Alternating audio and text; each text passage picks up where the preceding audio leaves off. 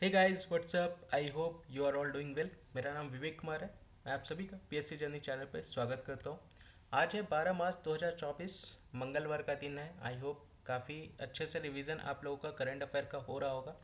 आने वाले टाइम पे नेक्स्ट वीक में जेपीएससी का पेपर होने वाला है, तो आई होप आप लोग पूरी तरह से तैयार होंगे इस पेपर को देने के लिए।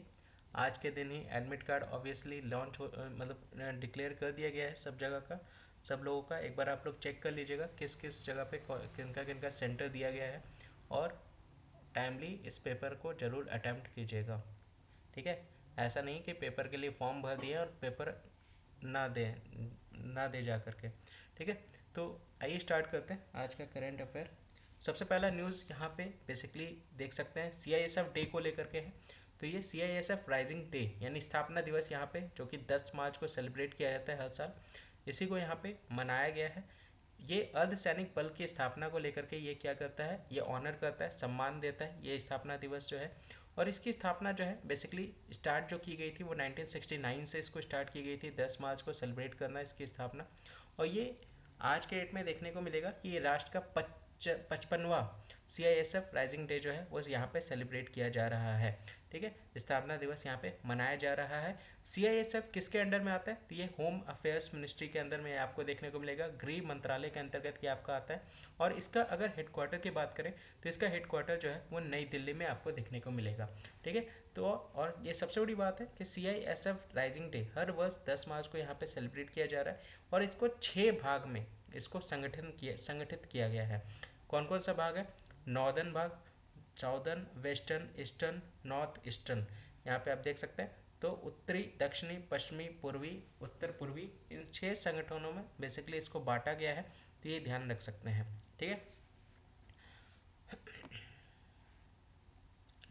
अगले न्यूज़ की तरफ बढ़ते हैं। तो अगला जो न्यूज़ है वो इंटरनेशनल डे ऑफ वुमेन जजेस से रिलेटेड है, जो कि ये भी बेसिकली 10 मार्च को ही सेलिब्रेट किया जाता है। महिला न्यायाधीश दिवस इंपॉर्टेंट डे है, बहुत अच्छे से कवर करते हुए चलेगा। अंतर्राष्ट्रीय महिला दिवस से 2 दिन बाद ये बेसिकली ये दिवस जो है वो सेलिब्रेट किया जाता है। इस वर्ष का जो थीम की अगर हम लोग बात करें तो women in justice, women for justice, यानी न्याय में महिलाएं, न्याय के लिए महिलाएं, आप देख सकते हैं। ये बेसिकली अंतर्राष्ट्रीय स्तर पर इसको हर साल 10 मार्च को इसको सेलिब्रेट किया जाता है। और ये दिवस जो है पूरी तरह से किसको समर्पित है, एक तरह से महिला न्यायाधीशों के योगदान को पहचानने के लिए ये बेसिकली पूरी तरह से ये दिवस जो है वो पूरी तरह से डेडिकेटेड है।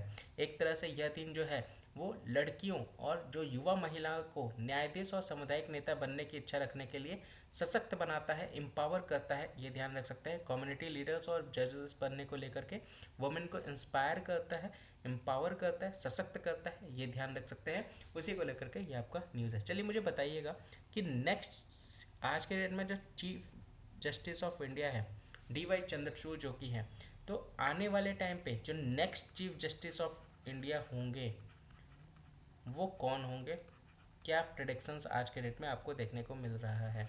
तो next chief justice of India कौन होने वाले उनका नाम मुझे बताइएगा। तो देख सकते हैं, ये ध्यान में रखिएगा, वो भी एक कहीं ना कहीं वुमेन है, ये ध्यान रख सकते हैं। एक हिंट मैं दे रहा हूँ, तो अभी तक यही प्रेडिक्ट किया जा रहा है वो वुमेन होंगी। तो उनका नाम मुझे बताइएगा जो basically next chief justice of India होने वाली है। अगला न्यूज़ जो है वो ग्लोबल स्पिरिचुअलिटी महोत्सव, यहाँ पे आप देख सकते हैं स्पिरिचुअलिटी महोत्सव। यहाँ पे inner peace to world peace की बात यहाँ पे कही जा रही है। किनके द्वारा ये बेसिकली उद्घाटन किया गया है, तो द्रौपदी मुर्मू जी के द्वारा इसका उद्घाटन यहाँ पे किया गया है, इनाग्रेशंस यहाँ पे किया गया है इस ग्लोबल स्पिरिचुअलिटी महोत्सव का। यहाँ पे ये उद्घाटन जो है वो कान्हा शांति वनम में जो कि देखने को मिलेगा। कहाँ पे है ये, तो ये बेसिकली हैदराबाद में आप यहाँ पे देख सकते हैं, जिसका इनाग्रेशंस यहाँ पे किया गया है। ठीक है, किसके द्वारा, द्रौपदी मुर्मू जी के द्वारा। यहाँ पे इनके साथ साथ वाइस प्रेसिडेंट जगदीप धांकर जी के द्वारा भी यहाँ पर अटेंड किए थे इस सेशन को। और ये बेसिकली किस मंत्रालय के द्वारा इसका ऑर्गेनाइजेशन किया गया है, तो ये कल्चरल मिनिस्ट्री के द्वारा इसका यहाँ पे आयोजन यहाँ पे किया गया है। इस महोत्सव का जो थीम है वो basically inner peace to world peace है, देख सकते हैं। Inner peace to world peace आपको यहाँ पे देखने को मिलेगा, जो कि इस वर्ष का थीम है ग्लोबल स्पिरिचुअलिटी महोत्सव 2024 का। ठीक है, यानी आंतरिक शांति से विश्व शांति जो है वो इस वर्ष का थीम है। इसका उद्देश्य क्या है? इसका उद्देश्य बेसिकली सॉलिडरिटी को प्रमोट करना है। सॉलिडरिटी मतलब क्या होता है? एकजुटता, यानी वसुदैव कुटुंबकम की बात यहाँ पे कही जा रही है, यानी सबका साथ सबका विकास। इसको यहाँ पे फॉलो करने को किया जाने को लेकर के इस वर्ष का जो है ये उद्देश्य रखा गया है, जहाँ पे सभी क्लासेस को, चाहे वो किसी भी कास्ट से बिलोंग करते हो, किसी भी धर्म से बिलोंग करते हो, किसी भी वर्ग से बिलोंग करते हो, उन सभी को एकजुट होकर के बढ़ावा देने को लेकर के ये दिवस यहाँ पे पूरी तरह से डेडिकेटेड है। ये महोत्सव जो है पूरी तरह से यहाँ पे उद्घाटन यहाँ पे द्रौपदी मुर्मू जी के द्वारा किया गया है। ठीक है, तो ये ध्यान रख सकते हैं। उसी को लेकर के ये दिवस यहाँ पे इसका उद्घाटन कहाँ पे? कान्हा शांति वनम जो कि हैदराबाद में है, वहाँ पे इसको ऑर्गेनाइज किया गया है। इसका theme inner peace to world peace है। अगला न्यूज़ जो है बेंगलुरु से रिलेटेड है। बेंगलुरु में आज के डेट में पानी बहुत ज़्यादा शॉर्टेज हो रखा है। वाटर क्राइसिस को लेकर के यहाँ पे ये न्यूज़ देखने को मिलेगा। पानी की बहुत ज़्यादा किल्लत हो रखी है, जल संकट आपको आज के डेट में बेंगलुरु में देखने को मिलेगा। और ये यहाँ पर सेकेंड, बेंगलोर में ये गंभीर संकट यहाँ पे पैदा हो गया है जल को लेकर के। नल यहाँ पे पूरी तरह से क्या हो गए? सूखे हुए हैं, और निवासियों और कार्यालय को पीने का पानी भी नहीं मिल रहा है। तो पीने के पानी को लेकर के बहुत ज़्यादा दिक्कतों का सामना करना पड़ रहा है वहाँ के नागरिकों के द्वारा, वहाँ के सिटीजन के द्वारा, क्योंकि वर्षा अपर्याप्त रूप से हुई है, जिसके वजह से कावेरी नदी के किनारे बने जो भी बांध हैं उसका स्तर जो है, यानी लेवल जो है, वाटर लेवल जो है वो बहुत कम हो गया है, जिसके वजह से जो पीने का पानी है उसमें यहाँ पे कमी देखने को मिल रही है। गैर जरूरती उद्देश्यों के लिए भी पीने के पानी के उपयोग पर प्रतिबंध की घोषणा यहाँ पे की गई है।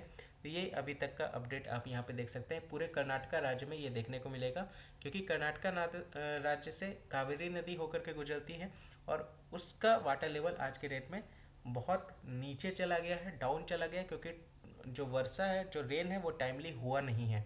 ठीक है, तो ये एक रीज़न है जिसके वजह से यहाँ पे वहाँ के निवासियों और कार्यालयों में पीने के पानी को लेकर के बहुत ज़्यादा दिक्कतों का सामना वहाँ के लोगों के द्वारा किया जा रहा है। इसके साथ साथ यहाँ पे वाटर सप्लाई बोर्ड जो है बेंगलोर का, उसके द्वारा यहाँ पे 5,000 का फाइन भी लगा दिया गया है अगर कोई इस आदेश का उल्लंघन करते हैं।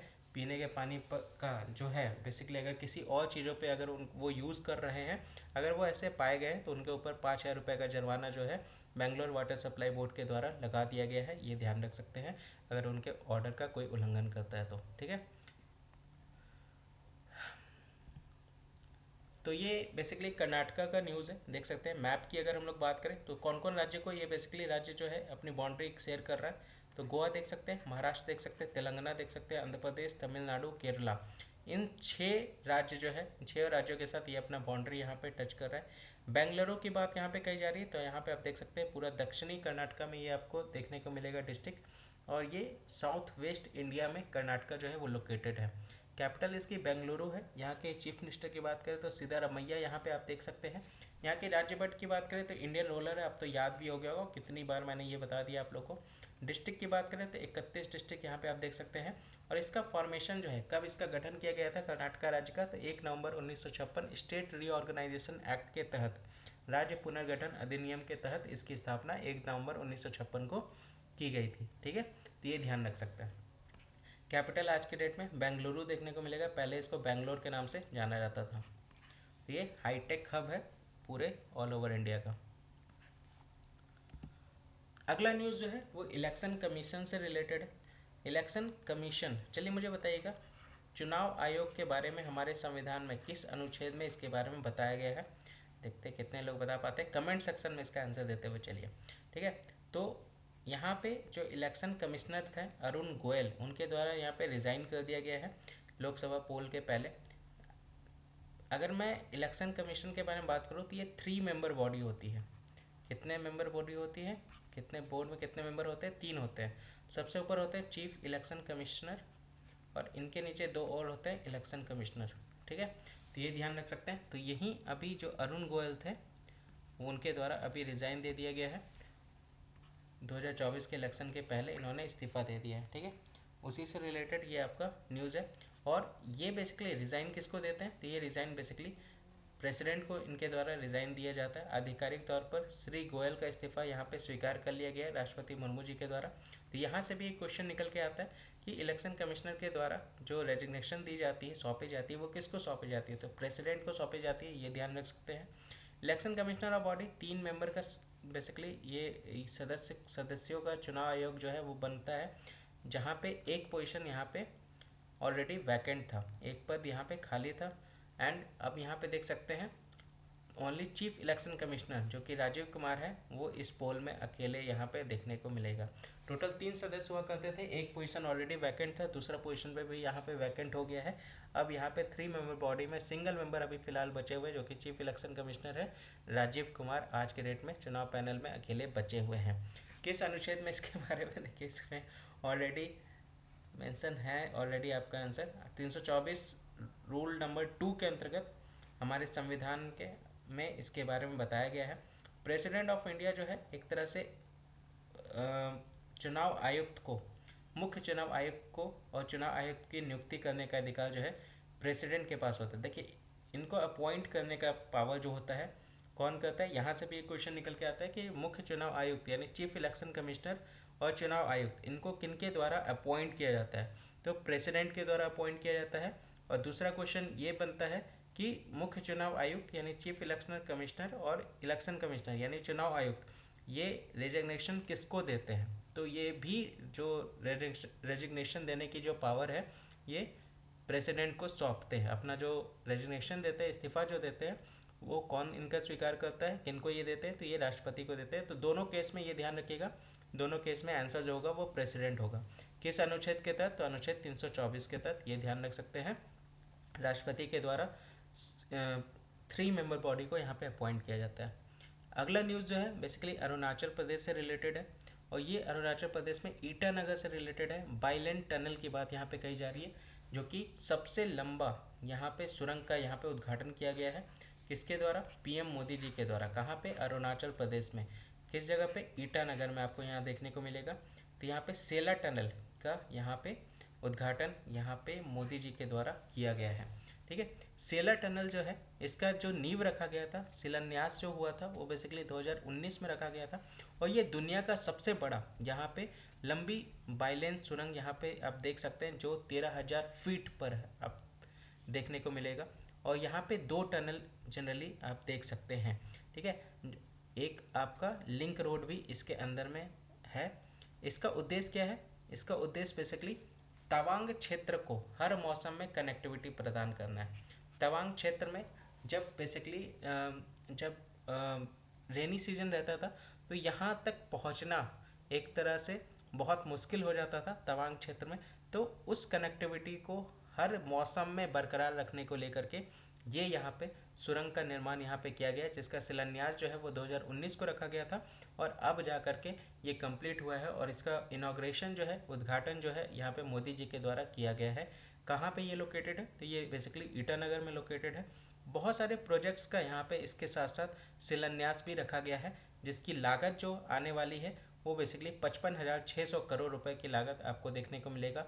बाकी परियोजनाओं को लेकर के जो कि अरुणाचल प्रदेश में होने वाला है उसको लेकर के यहाँ पे फाउंडेशन स्टोन रखा गया है, मोदी जी के द्वारा शिलान्यास यहाँ पे किया गया है। ठीक है, तो अरुणाचल प्रदेश की बात कही जा रही है। लोकेशन अगर हम लोग बात करें तो ये आप यहाँ पे ईटानगर यहाँ पे देख सकते हैं, इस लोकेशन की बात यहाँ पे कही जा रही है। ये नॉर्थ ईस्ट इंडिया का हिस्सा ये आपको देखने को मिलेगा। North East Frontier Agency region से ये बेसिकली मिलकर बना हुआ है।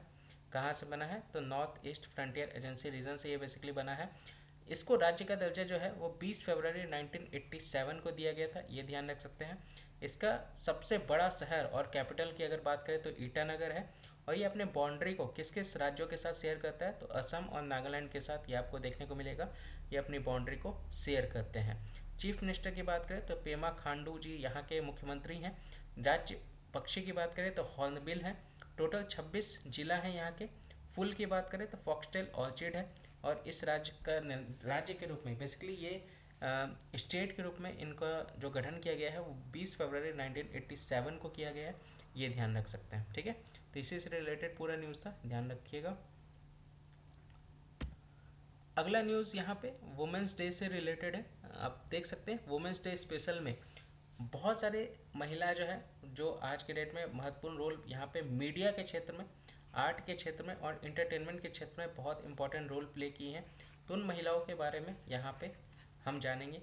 सबसे पहला है सुचेता दलाल की बात करेंगे, जो कि एक जर्नलिस्ट है, पत्रकार है और 2 दशकों से पत्रकारिता कर रही हैं और 2006 में पत्रकारिता के लिए पद्मश्री से सम्मानित भी इनको किया गया था। देख सकते हैं बहुत महत्वपूर्ण भूमिका इनके द्वारा निभाया जा रहा है। तो बेसिकली हम 3 सेक्टर की बात कर रहे हैं यहाँ पे, मीडिया, आर्ट और इंटरटेनमेंट। ठीक है, मीडिया, कला और मनोरंजन में महिलाओं का जो रोल है, वो महत्वपूर्ण रोल कौन कौन लोग निभा रहे हैं, उनको यहाँ पे हम एक तरह से हाईलाइट कर रहे हैं। अगर हम म्यूजिक क्षेत्र की बात करें, एंटरटेनमेंट की बात करें, तो लता मंगेशकर जी का नाम हम कैसे भूल सकते हैं।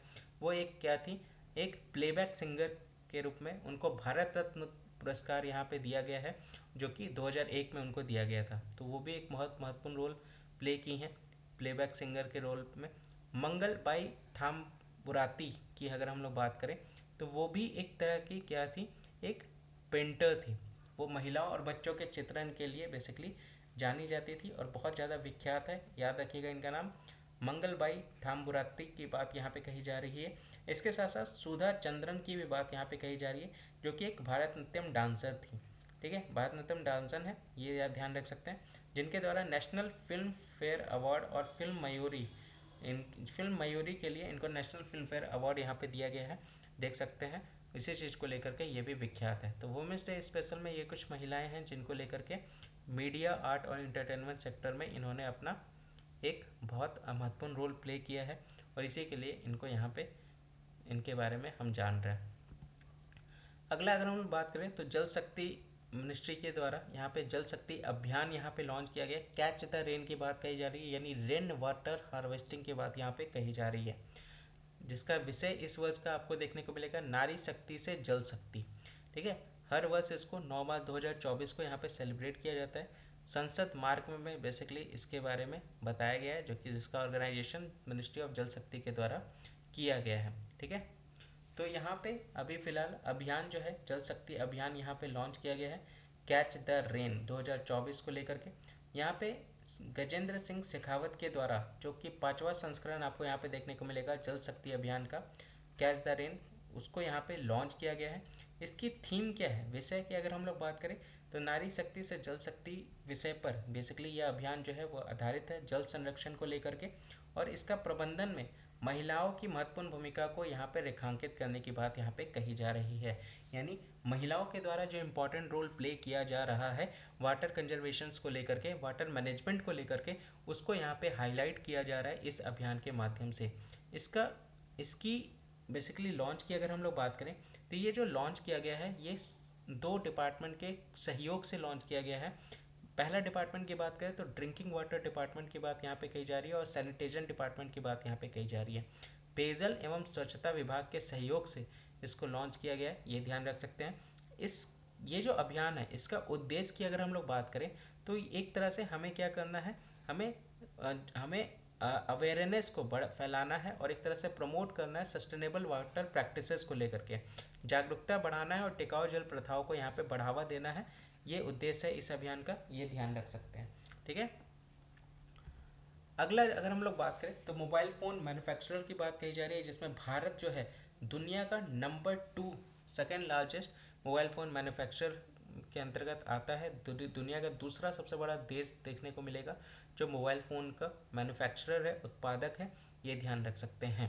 ठीक है, पहले नंबर की बात करें तो पहले नंबर पर कौन हो सकता है, तो ऑब्वियस सी बात है पहले नंबर पे चाइना आपको देखने को मिलेगा। तो 2014 से 2024 तक दशक की बात करें तो भारत अब चीन के बाद दुनिया का दूसरा सबसे बड़ा मोबाइल फ़ोन उत्पादक यहाँ पे बन गया है। लास्ट 10 ईयर की अगर हम लोग बात करें तो इसके साथ साथ 2014 में की अगर हम लोग बात करें तो 2014 में हम लोग जो बेसिकली आयात करते थे वो 78% आयात जो है वो निर्भर रहता था, इम्पोर्ट जो है हम लोग डिपेंडेंट रहते थे। अब यहाँ पे 97%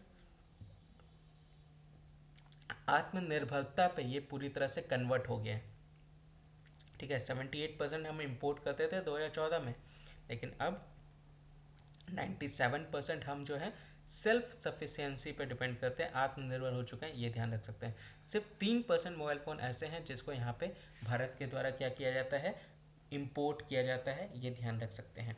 ठीक है, इंडिया के द्वारा कितना यूनिट यहाँ पे मैन्युफैक्चर हो रहा है, तो 2.45 बिलियन यूनिट्स आपको देखने को मिलेगा 10 वर्षों के दौरान।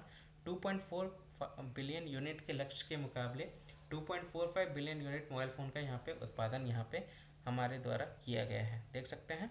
तो इंडिया प्रोड्यूस 2.45 बिलियन, तो 2.5 बिलियन की बात करें तो उसमें से 2.45 बिलियन जो यूनिट है मोबाइल फ़ोन का, उतना भारत के द्वारा प्रोड्यूस किया गया है, ये ध्यान रख सकते हैं।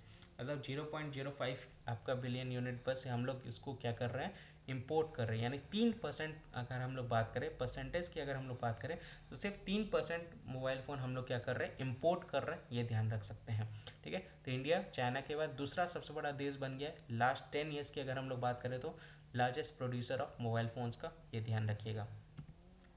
दूसरा की बात करें, अगले न्यूज़ की तो बात करें तो यहाँ पे मिस वर्ल्ड 2024 की बात यहाँ पे कही जा रही है। 71वां यहाँ पे आपको देखने को मिलेगा, जो कि आज के डेट में कौन, चेक रिपब्लिक से क्रिस्टीना पिस्कोवा, यहाँ पे आप देख सकते हैं क्रिस्टीना पिस्कोवा जो है मिस वर्ल्ड 2024 का खिताब इनके द्वारा जीता गया है। और ये कहाँ से बिलोंग करती हैं, ये बेसिकली चेक रिपब्लिक कंट्री से ये बेसिकली बिलोंग करती हैं। और ये आपको देखने को मिलेगा कि दूसरी चेक रिपब्लिक देश से आपको देखने को मिलेगा, ये चेक कोवा जो है दूसरी महिला है जो यहाँ से विनर का खिताब जीती है। 2006 में पहले जो खिताब जीता गया था वो टाटना कुचरोवा के द्वारा यहाँ पे जीता गया था, और अब 2024 में क्रिस्टीना पिस्कोवा के द्वारा ये खिताब जीता गया है मिस वर्ल्ड 2024 का।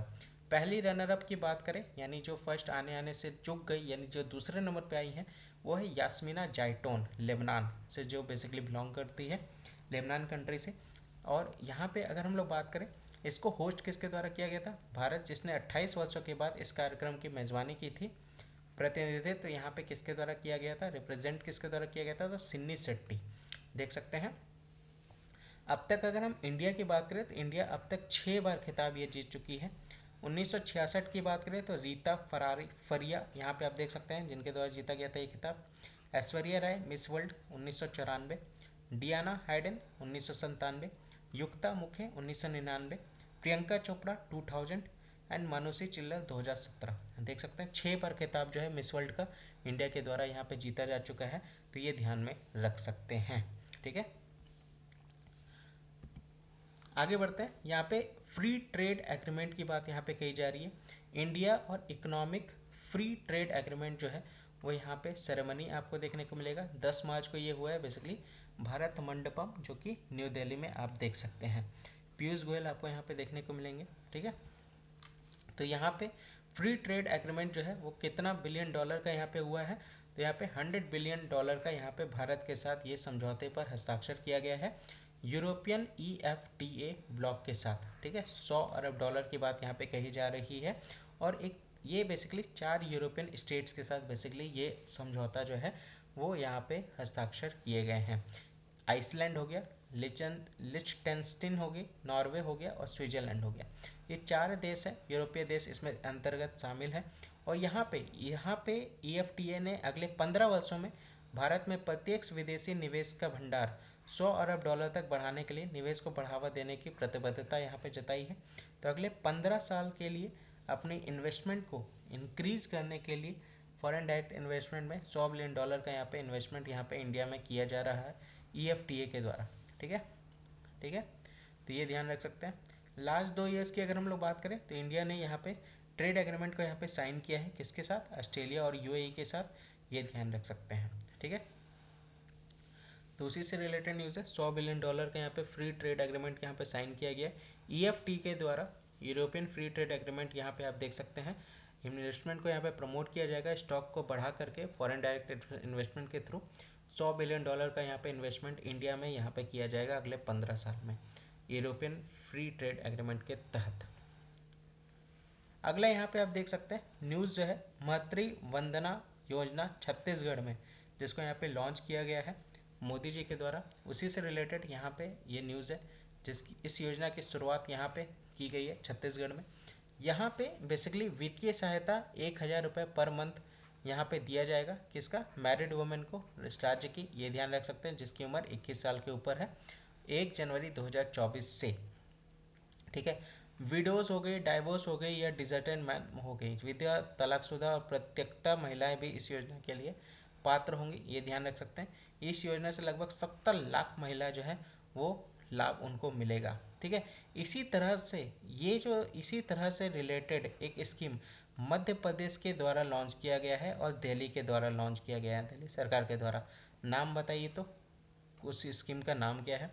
पहला इंस्टॉलमेंट जो है इस स्कीम का जो है वो यहाँ पे आप देख सकते हैं 655 करोड़ रुपए का यहाँ पे देखने को मिलेगा, जो कि सरकार के द्वारा किया जा रहा है। मातृ वंदन योजना यहाँ पे आप देख सकते हैं छत्तीसगढ़ में पीएम मोदी के द्वारा इसकी शुरुआत यहाँ पे की गई है। ठीक है, 70 लाख महिला को इस योजना से फ़ायदा होने वाला है, ये ध्यान रख सकते हैं। छत्तीसगढ़ राज्य की बात करें तो ये देख सकते हैं छत्तीसगढ़, इसकी कैपिटल रायपुर आप यहाँ पे देख सकते हैं। उड़ीसा हो गया, आंध्र प्रदेश हो गया, तेलंगाना हो गया, महाराष्ट्र हो गया, मध्य प्रदेश हो गया, उत्तर प्रदेश हो गया, झारखंड हो गया, इन सभी राज्यों को ये बेसिकली क्या कर रहा है, टच कर रहा है, अपनी बाउंड्री के साथ ये शेयर कर रहा है। यहाँ पे राज्यपाल की बात करें तो विश्वभूषण हरिचंदन आपको यहाँ पे देखने को मिलेंगे। कॉमन हिल मैना देखने को मिलेगा, राज्य पक्षी, टोटल 33 डिस्ट्रिक्ट है। फ्रेंच मैरीगोल्ड आप देख सकते हैं यहाँ की फूल है, और फ्रूट जैक फ्रूट यहाँ पे आप देख सकते हैं। ठीक है, महानदी, नदी के किनारे बेसिकली रिवर रायपुर जो है वो बसा हुआ है। ठीक है, तो उसी से रिलेटेड ये बेसिकली न्यूज़ है। अगला न्यूज़ जो है वो बेसिकली पाकिस्तान से रिलेटेड है। पाकिस्तान के नए प्रेसिडेंट यानी 14वें राष्ट्रपति के रूप में शपथ यहाँ पे ली गई है, किसके द्वारा, आसिफ अली जरदारी के द्वारा, ये ध्यान रख सकते हैं। चीफ जस्टिस ऑफ पाकिस्तान जो है काजी फैज़ आइस से, उनके द्वारा ईसा ने यहाँ पे राष्ट्रपति भवन में एवान ए सद्र में यहाँ पे 68 वर्षीय जरदारी को यहाँ पे शपथ दिलाई है, देख सकते हैं। मुख्य न्यायाधीश के द्वारा यहाँ पे शपथ दिलाया गया है। प्रेसिडेंशियल पैलेस जो कि आप देख सकते हैं, जो जरदारी डॉक्टर आरिफ अलवी की जगह लेंगे। किसके जगह पे किसको रिप्लेस कर रहे हैं, तो डॉक्टर आरिफ अलवी को यहाँ पे इनके द्वारा रिप्लेस किया जा रहा है, ये ध्यान रख सकते हैं। जो ऑफिस में 5 मंथ से ज़्यादा यहाँ पे रहे हैं, 5 महीने तक पद पर बने रहे हैं। सितंबर 2023 के कार्यकाल में जब इनका सितंबर 2023 के कार्यकाल से इन्होंने स्टार्ट किया था। ठीक है, तो कार्यकाल से 5 महीने तक पद पे बने रहे। ठीक है, he is the president of Pakistan Peoples Party, तो पाकिस्तान पीपुल्स पार्टी के ये बेसिकली पार्लियामेंट्रियन के अध्यक्ष हैं ये, एंड पाकिस्तान पीपुल्स पार्टी के सह अध्यक्ष भी थे। पाकिस्तान पीपुल्स पार्टी के चेयरपर्सन भी रह चुके हैं, और आज के डेट में पाकिस्तान पीपुल्स पार्टी पार्लियामेंट्रियंस की प्रेसिडेंट भी रह चुके हैं, तो ये ध्यान रख सकते हैं। अरसफ अली जरदारी पाकिस्तान के 14वें राष्ट्रपति के रूप में इन्होंने यहाँ पे शपथ ली है, ये ध्यान में रख सकते हैं। पाकिस्तान की बात करें, ये देख सकते हैं पाकिस्तान का मैप आपको देखने को मिलेगा। इसकी कैपिटल यहाँ पे आप देख सकते हैं इस्लामाबाद है। ठीक है, यहाँ पे इस्लामिक रिपब्लिक ऑफ पाकिस्तान ये बेसिकली ऑफिशियली जाना जाता है। साउथ एशिया में ये आपको देश देखने को मिलेगा। दुनिया का 5वां सबसे घनी आबादी वाला ये आपका राष्ट्र देखने को मिलेगा। 241 मिलियन लोग यहाँ पे रहते हैं। सेकेंड लार्जेस्ट मुस्लिम पॉपुलेशन 2023 की अगर हम लोग बात करें तो यहीं पे आपको देखने को मिलेगा। फेडरल रिपब्लिक यहाँ के राज्य है, पार्लियामेंट्री रिपब्लिक फॉलो करती है। लैंग्वेज उर्दू इंग्लिश यहाँ के लोगों के द्वारा बोली जाती है, और यहाँ के प्रेसिडेंट आसिफ अली जरदारी आप यहाँ पे देख सकते हैं। ठीक है, अगला न्यूज़ जो है वो गल्फ ऑफ टोंकिन से रिलेटेड है। ये प्लेसेस से रिलेटेड न्यूज़ है। गल्फ ऑफ टोंकिन कहाँ पे लोकेटेड है, तो ये बेसिकली इस जगह पे लोकेटेड आपको यहाँ पे देखने को मिलेगा। ठीक है, ये बेसिकली चाइना और ताइवान के बीच में ये बेसिकली लोकेटेड है। ठीक है, तो यहाँ पे ये न्यूज़ में क्यों बना हुआ है, तो अभी चाइना के द्वारा वियतनाम की जो टेरिटरी है ये उसके ऊपर जो कि गल्फ ऑफ टोंकिन के पास देखने को मिलेगा, उस पर चाइना के द्वारा यहाँ पे दावा किया गया है। ठीक है, तो टोंकिन की खाड़ी के पास वियतनाम के क्षेत्र पर यहाँ पे चीन के द्वारा दावा किया है, यहाँ देख सकते हैं। फिलीपींस की अगर हम लोग बात करें, फिलीपींस के बाद अब चीन के द्वारा टोंकिन की खाड़ी में वियतनाम के क्षेत्र में घुसपैठ करने और नई आधार रेखा फिर से बनाने की योजना बनाया रहा है। देख सकते हैं नया बेसलाइन यहाँ पे रीड्रॉ किया जा रहा है गल्फ ऑफ टोंकिन के पास में। फिलीपींस के बाद की बात कही जा रही है, यानी इसके पहले फिलीपींस के ऊपर यहाँ पे इनके द्वारा ये सारी चीज़ें की गई है, रीड्रॉ किया गया है नए बेसलाइन को। अब फिलीपींस के बाद ये वियतनाम की जो टेरिटरी है, क्षेत्र है, वहाँ पे घुसपैठ करके ये अपने फिर से रेखा बना करके ये योजना बना रहे हैं। गल्फ ऑफ टोंगिन की बात करें तो ये इसका जो पानी है उत्तरी वियतनाम और दक्षिणी चीन के तटों से बेसिकली ये दूर दक्षिणी चीन सागर के उत्तर पश्चिमी भाग में स्थित एक जल राशि है। देख सकते हैं एक वाटर लोकेटेड आपको नॉर्थ वेस्टर्न पोर्शन में आपको देखने को मिलेगा साउथ चाइना सी का, जो कि नॉर्दर्न वियतनाम के से थोड़ा सा दूर है, और साउथ चाइना सी से के भी उत्तरी भाग में ये आपको देखने को मिलेगा। ठीक है, तो उसी से रिलेटेड न्यूज़ था। आई होप ये आपको क्लियर हो गया होगा। वियतनाम के टेरिटरी पर कब्जा किया जा रहा है चीन के द्वारा। अगला न्यूज़ जो है वो बेसिकली आपका ट्रेडिशनल आर्ट से रिलेटेड है। ये न्यूज़ जो है इसको यहाँ पे जीआई टैग यहाँ पे दिया गया है। असम के मजुली आइलैंड की बात यहाँ पे कही जा रही है। ये मजुली जो है असम का, बेसिकली इसको यहाँ पे अवार्ड दिया गया है जीआई टैग को लेकर के। इसकी ट्रेडिशनली मुख ज़ुल्फ़ों को लेकर के, मास्क मेकिंग को लेकर के, मुखौटा बनाने को लेकर के देख सकते हैं, जिसको मजुली आइलैंड भी कहते हैं। पांडुलिपि पेंटिंग के लिए भौगोलिक संकेत टैग से इसको सम्मानित किया गया है। देख सकते हैं मैन्युस्क्रिप्ट पेंटिंग हो गए और मुखा ज़ुल्फ़ो, ये दोनों इनकी पारंपरिक जो इनकी कला है उसको लेकर के जीआई टैग यहाँ पे दिया गया है मजुली असम में, ये ध्यान रख सकते हैं। ये एक तरह का बहुत ही अगर हम लोग बात करें लैंडमार्क यहाँ पे अटेंशंस देखने को मिलेगा मजुली के द्वारा, जो समृद्ध कलात्मक विरासत और ऐतिहासिक महत्व के लिए यहाँ पे एक तरह से लैंडमार्क माइलस्टोन साबित हुआ है। चीफ मिनिस्टर यहाँ के हेमंत बिस्वा शर्मा है, जिनके द्वारा यहाँ पर स्वीकृति पर प्रसन्नता व्यक्त की गई है, और यहाँ पे जिसका उद्देश्य राज्य की पारंपरिक लोक शिल्प की रक्षा और प्रचार करना है। देख सकते हैं यहाँ की स्टेट की ट्रेडिशनल फोक क्राफ्ट्स को यहाँ पे प्रोटेक्ट करना है और प्रमोट करना है, ये इसका उद्देश्य आपको यहाँ पे देखने को मिलेगा। याद रखिएगा असम की मजली को यहाँ पे जीआई टैग दिया गया है, उसके पारंपरिक कला को लेकर के ये ध्यान रख सकते हैं। इसके साथ साथ जो पांडुलिपि पेंटिंग है उसको भी यहाँ पे जीआई टैग दिया गया है, ये भी ध्यान रख सकते हैं। कहाँ का, ये असम की बात यहाँ पे कही जा रही है, तो ये ध्यान रख सकते हैं। देख सकते हैं मुखौटा बनाने को लेकर के यहाँ पे जीआई टैग यहाँ पे इसको दिया गया है। ठीक है, अगला न्यूज़ जो है वो वर्ड ऑफ द डे से रिलेटेड है, जिसको कोर्सिव वर्ड जो कि आज के डेट में देखने को मिलेगा। कोर्सिव, इसका अगर मैं बात करूँ समानार्थक शब्द तो इसका मतलब होता है जबरदस्ती या अनिवार्य। ठीक है, और विलोम शब्द की बात करूँ तो कोमल और स्वैच्छिक। जबरदस्ती का यहाँ पे देख सकते हैं स्वैच्छिक, अनिवार्य यहाँ पे आप देख सकते हैं कोमल। और इसकी निमोनिक्स की अगर हम लोग बात करें तो इसका निमोनिक्स हो गया कोच साउंड लाइक फोर्स, जबरदस्ती बल की तरह लगती है, ये ध्यान रख सकते हैं। जब कोई भी कोच करता है आपको, जब कोई आपके साथ जबरदस्ती कर रहा है, they are forcing you to do something, तो वे आपको कुछ करने के लिए मजबूर कर रहे हैं, देख सकते हैं। जबकि राष्ट्रपति सेना की बलपूर्वक शक्तियों पर भी निर्भर थे, देख सकते हैं। President relied on the coercive power of the military, example के तौर पर देख सकते हैं राष्ट्रपति सेना की बलपूर्वक शक्तियों पर निर्भर थे, तो एक तरह से कोर्सिव पावर देख सकते हैं, यानी किस शक्तियों की बात कही जा रही है, बलपूर्वक शक्ति यानी फोर्सफुल की बात यहाँ पे कही जा रही है। ये यहाँ पे कोर्सिव का मतलब यही हुआ। ऑस्कर्स से रिलेटेड यहाँ पे आप देख सकते हैं अगला न्यूज़। ऑस्कर्स में यहाँ पे 96th एकेडमी अवार्ड्स यहाँ पे दिया गया है, उसकी शुरुआत यहाँ पे की गई है। बेस्ट डायरेक्टर की बात करें तो ओपन हैमर को दिया गया, ओपन हैमर का क्रिस्टोफर नॉलन को दिया गया। ओपन हैमर की बेस्ट एक्टर की बात करें तो सिलियन मर्फी को दी गई है। एक्ट्रेस की बात करें तो पुअर थिंग्स की ईमा स्टोन को दिया गया। सपोर्टिंग एक्टर की बात करें ओपन हैमर की रॉबर्ट डॉनी जूनियर को दिया गया। सपोर्टिंग एक्ट्रेस की बात करें होल्डोवर्स की डेविन जॉय रैंडोल्फ को दिया गया। ओरिजिनल स्क्रीन प्ले की बात करें तो यहाँ पे एनाटोमी ऑफ अ फॉल को दिया गया। विजुअल इफेक्ट्स की बात करें गॉडजिला -1 को यहाँ पे दिया गया। सिनेमाटोग्राफी की बात करें तो ओपन हैमर को दिया गया। बेस्ट साउंड की बात करें तो जोन ऑफ इंटरेस्ट यहाँ पे आप देख सकते हैं। ओरिजिनल स्कोर की बात करें ओपन हैमर। ओरिजिनल सॉन्ग की बात करें what was I made for Barbie, देख सकते हैं। डॉक्यूमेंट्री शॉर्ट फिल्म की बात करें last repair show. Documentary feature film की बात करें तो 20 days in Mariupol. Best international feature film की बात करें तो zone of interest. Best life action short film की बात करें तो wonderful story of Henry sugar. Animated feature film की बात करें बॉय एंड द हीरो।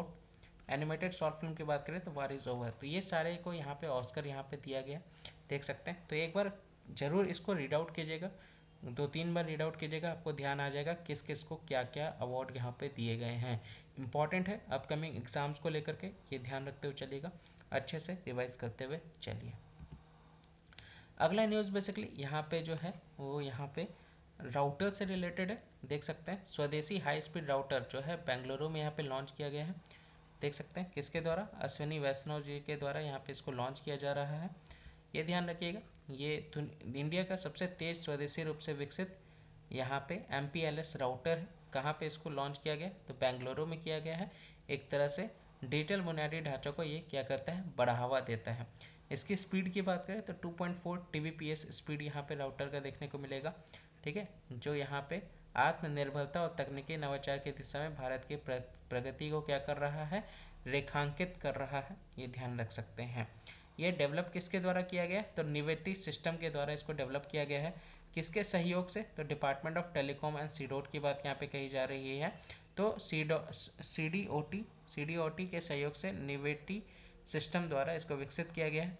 उस टेक्निक विनिर्माण में प्रगति को प्रतीक आप यहाँ पे देख सकते हैं, ठीक है। उसी से रिलेटेड बेसिकली ये आपका न्यूज़ है। तो पहला हाई स्पीड राउटर जो है वो बेंगलुरु में लॉन्च हुआ है, ये ध्यान रखिएगा। इसका नाम क्या है? MPLS राउटर, ये ध्यान रख सकते हैं, MPLS, ठीक है।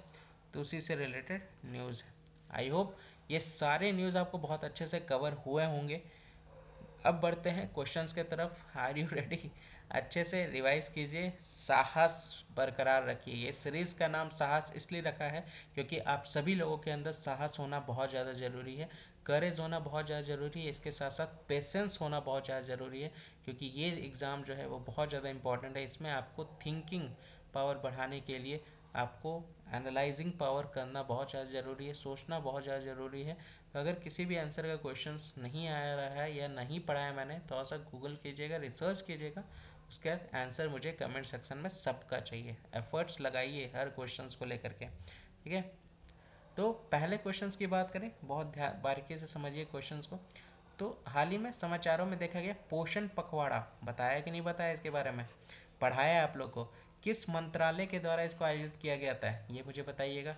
आपको पोषण पखवाड़ा किस मंत्रालय के द्वारा इसको आयोजित किया गया था, उसका नाम मुझे बताना है। अगला जो क्वेश्चन है वो बिचौम, याद आ रहा है? बिचौम जिला को लेकर के अभी किस राज्य के द्वारा इसको 27वां जिला यहाँ पे घोषित किया गया है, ये भी मुझे बताइएगा। तीसरा, प्रत्येक वर्ष किस दिन को CISF स्थापना दिवस के रूप में मनाया जाता है? CISF स्थापना दिवस के रूप में प्रत्येक वर्ष किस दिवस को मनाया जाता है? ये तो अभी ही हम लोगों ने पढ़ा है, बताइए इसका आंसर। अब इन बीमारियों पर से निपटने में अनुकरणीय प्रयासों के लिए किस देश को प्रतिष्ठित खसरा एवं रुबेला चैंपियन वैश्विक पुरस्कार यहाँ पे मिला है? मिसल्स की बात कही जा रही है, अभी किस देश को ये अवार्ड से नवाजा गया है, ये भी मैंने आप लोगों को पढ़ाया। अगर आप लोग अच्छे तरीके से सारे टॉपिक कवर कर रहे हैं तो बिल्कुल ये सारे क्वेश्चन का आंसर आपको मिल जाएगा। कृषि एकीकृत कमान और नियंत्रण केंद्र का उद्घाटन कहाँ पे किया गया? तो ये जगह का नाम बताना है। तो ये 5 क्वेश्चन हैं, आंसर दीजिए। बहुत कम लोग आंसर दे रहे हैं। कल के डेट में पूजा के द्वारा आंसर आया था, प्रांजलि के द्वारा आंसर आया था। तो आंसर देते हुए चलिए आप सभी लोग क्वेश्चंस को लेकर के। कल गलती हो गई थी, कल चीज़ें जो है वो 10 तारीख की 2 बार आपको न्यूज़ चल गई थी। फिर इवनिंग में मैंने 11 तारीख का न्यूज़ डाल दिया है, तो जिन लोगों ने 11 तारीख का न्यूज़ नहीं देखा है, इवनिंग वाला आपको लिंक मिल जाएगा टेलीग्राम चैनल पे। टेलीग्राम ग्रुप अगर आपने ज्वाइन नहीं किया है तो डिस्क्रिप्शन में टेलीग्राम ज्वाइन करने का लिंक है, उस पर क्लिक करके आप टेलीग्राम ग्रुप ज्वाइन कर सकते हैं। तो 11 वाला भी लेक्चर सभी लोग देख लीजिएगा, ठीक है। तो ये था आज का पूरा करंट अफेयर। आई होप आपको बहुत अच्छे से सारे न्यूज़ कवर हुए होंगे, अच्छे से आपने सारे न्यूज़ को समझा होगा, और नोट्स बना लीजिएगा सभी लोग, ताकि एक तरह से रिवीजन के लिए आने वाले टाइम पे आपके लिए सारा चीज़ जो है वो एक जगह पे रहे। आज के लिए बस इतना ही। जय हिंद, जय भारत।